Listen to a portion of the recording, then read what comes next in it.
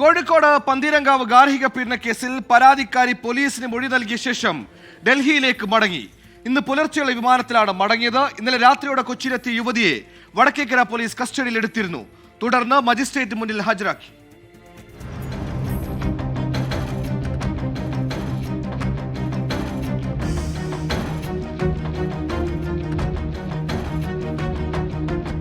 വീട്ടുകാരുടെ സമ്മർദ്ദത്തെ തുടർന്നാണ് ഭർത്താവിനെതിരെ പരാതി നൽകിയതെന്ന് യുവതി പോലീസിന് മൊഴി നൽകി. വീട്ടിൽ നിൽക്കാൻ താൽപ്പര്യമില്ലെന്നും ഡൽഹിയിലേക്ക് തിരിച്ചു പോകണമെന്നും മജിസ്ട്രേറ്റിനോടും യുവതി ആവശ്യപ്പെട്ടു. തുടർന്ന് നടപടികൾ പൂർത്തിയാക്കി യുവതിയെ പോലീസ് വിട്ടയച്ചു. പെൺകുട്ടിയെ കാണാനില്ലെന്ന് പിതാവ് പരാതി നൽകിയിരുന്നു.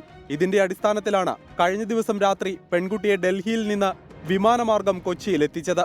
വീട്ടുകാരുടെ സമ്മർദ്ദത്തെ തുടർന്നാണ് ഭർത്താവിനെതിരെ ഗാർഹിക പീഡന പരാതി നൽകിയതെന്ന് പെൺകുട്ടി യൂട്യൂബ് ചാനലിലൂടെ വെളിപ്പെടുത്തിയിരുന്നു. ഇതിനു പിന്നാലെയാണ് കാണാനില്ലെന്ന് പിതാവ് പരാതി നൽകിയത്.